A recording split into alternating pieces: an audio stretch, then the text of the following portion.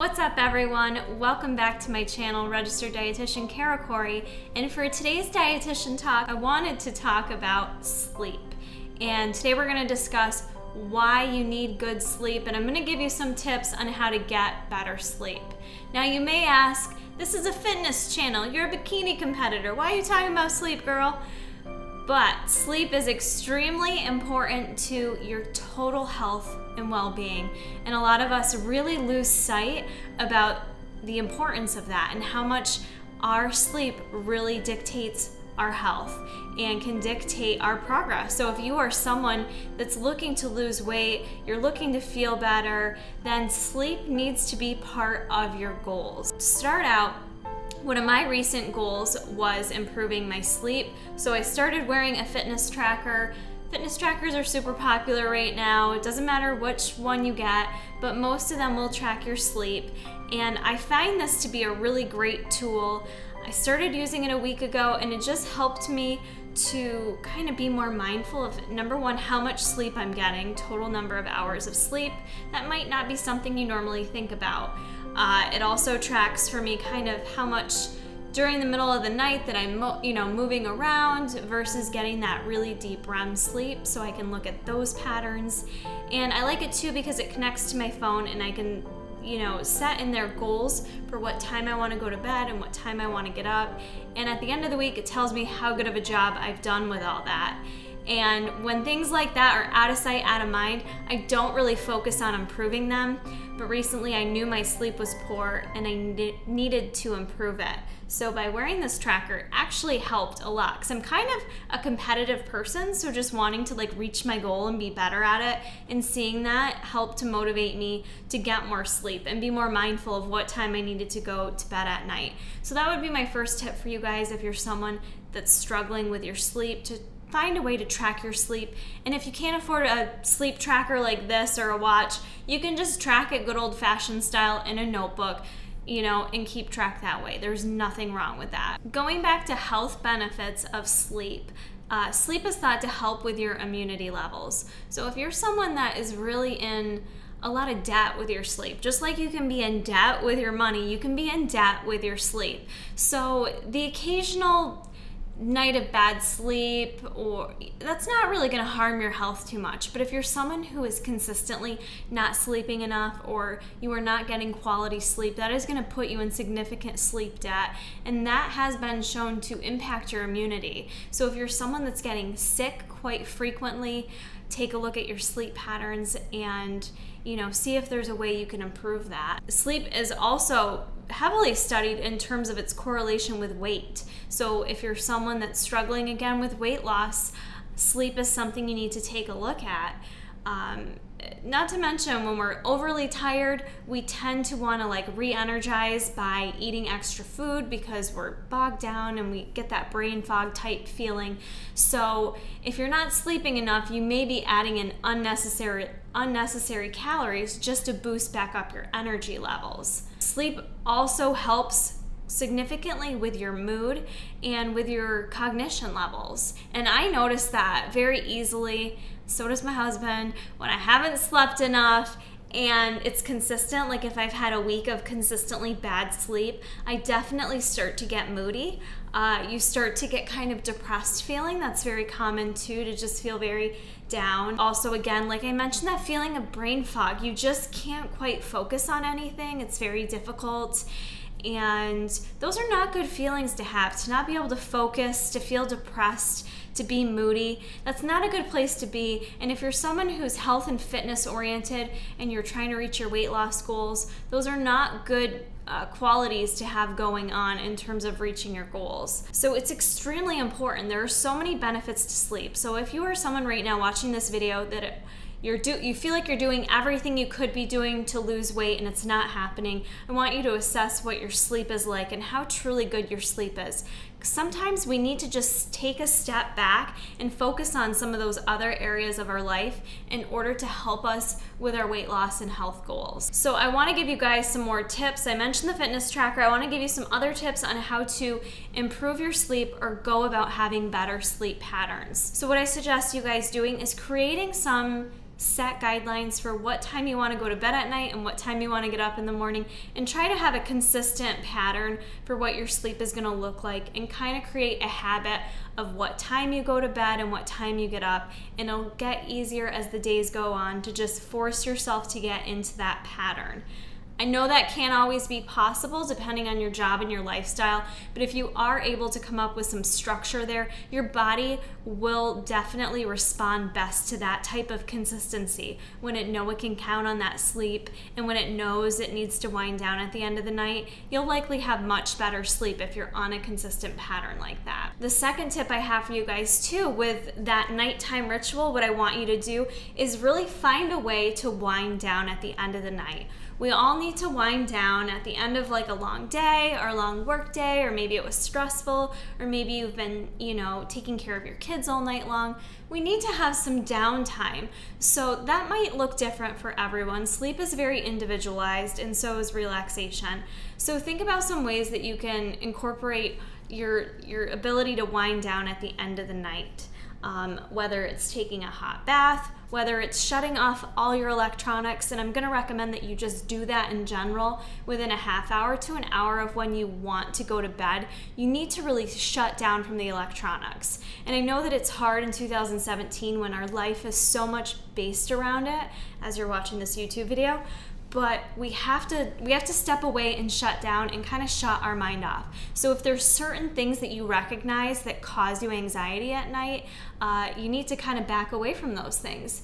And it's hard to pull away, but you need to be able to do that in order to sleep good. So find that nighttime ritual for yourself. Prior to getting a puppy, Jason and I were really good at, using our wind down stretch. Our wind down ritual was stretching and breaking out the foam roller and spending like a half hour rolling, stretching, kind of turning down all the lights, turning down the TV, and just creating a calm, relaxing environment. And that always led to like the deepest, best sleep of my life. So figure out some type of nighttime ritual for yourself. A couple other things to be mindful of with good sleep is your caffeine intake. Obviously, if you're someone that's a high caffeine drinker, just note what time of day you're consuming caffeine and be careful with consuming it too late in the day. It kind of becomes a vicious cycle if you're someone that's getting in sleep debt and you're not sleeping enough. You wake up the next day and it's hard to get going, it's hard to move, so you want to over-caffeinate. And if you do that too much, it's definitely just going to create that cycle of not being able to sleep when you come home at night. So I would honestly encourage you on those days when you're feeling sleep deprived, in order to be able to catch up a little bit and fall asleep at a good time, to back off the caffeine and just suffer through it in hopes that you can get a good night's sleep the next day. You can't totally catch up on sleep. If you're someone who's sleep deprived, the only way to kind of catch up or make up for it is to continuously improve your sleep. And whether it's getting 10 hours for the next few nights or weeks, you have to try to make up for it and just consistently get good sleep. I believe for adults, which what I saw online for the Sleep Foundation, it said anywhere from 18 years of age to 64 years of age, number of hours of sleep is 7 to 10 hours a night, 7 to 9 hours a night. So think about if you're getting within that 7 to 9 hour range in terms of if you're doing a good job or not. That's really what you want to aim for. The other thing that's going to help you out too, is exercising. So if you're someone that already exercises, that's great. And it doesn't really matter what time of day, but overall, studies have shown people that exercise sleep better at night. So that's another good positive reason to go to the gym. Make sure you're not even going to the gym, even if it's a day that you don't go to the gym, just getting some movement and getting more exercise. It's gonna allow you to likely be able to sleep better at night and get to bed earlier. The other thing you need to assess in terms of assisting in good sleep at night is your mattress. And I know when I was in college, I used to sleep on a waterbed. I don't think that's good for your sleep at all. But anyways, you need to look at your mattress, and mattresses only last about 9 to 10 years for the most part, for like the best quality mattresses. So right there, evaluate how long you've been sleeping on your mattress. Number 2, evaluate the quality of your mattress. And with that being said, Bare Mattress actually sent me one of their mattresses to try out. I have a queen size bed. I wish I had a king, but I have a queen size bed, and they sent me one of their mattresses for free. This isn't a sponsored post whatsoever. They just sent it to me to try out. And the mattress that they developed is more so purposely for an athlete in terms of recovery, in terms of kind of assisting in your body, in your joints. Temperature of a mattress is a big thing that impacts your sleep quality at night. So the way they develop the mattress too is essentially supposed to help keep you cool at nighttime, and again, help with your joints and help with muscle recovery. So it's kind of cool that they developed it specifically for athletes. So I did try their mattress out, and I really liked it. It's actually extremely comfortable. I have been on some really uncomfortable mattresses, and I think when I was really young, it didn't bother me, but the more active I get and the older I get, I really notice the importance of a good mattress. So take a look at your mattress, see if you have a quality mattress, make sure you're not above that 9 to 10 year point. And if you're interested in a Bare Mattress, they did give me a discount code for you guys to get $50 off one of their mattresses. So I'll link that in the description box. I believe it's Kara50 to get $50 off. Again, I get no money from any of this. It's just something they offered. So you guys can check that out if you want. The other thing I want to mention too, in terms of looking at your mattress, you also need to look at your sleeping environment. Your sleeping environment needs to be conducive to having a good night's sleep. So what I mean by that is, I mentioned with the mattress, it being cool, you also want the temperature of your bedroom to be cool, like around the 60 to 70 degree mark, which I know for me when I'm in my house, that feels freezing to me and I don't like being in there. But at nighttime, I am a hot sleeper, and I have found if I don't sleep with that temperature nice and cool, I will wake up frequently throughout the night. So make sure your bedroom, if you're able to kind of manage the settings of the temperature, that you keep it a little bit on the cool side. The other thing to do with the environment of your bedroom is make sure that things are as dim and dark as possible, and that is just going to assist you with not waking up in the middle of the night. So having good shades, good blinds, all that stuff to just keep a nice dark atmosphere. Also eliminate the noises. I know some people like sleeping with like a fan on or some sort of consistent noise. So if that works for you, great. Or eliminate all the noises. Just any kind of distraction that may wake you up in the middle of the night, eliminate it. And with your bedroom environment, you really should only utilize your bedroom for sleeping and other activities.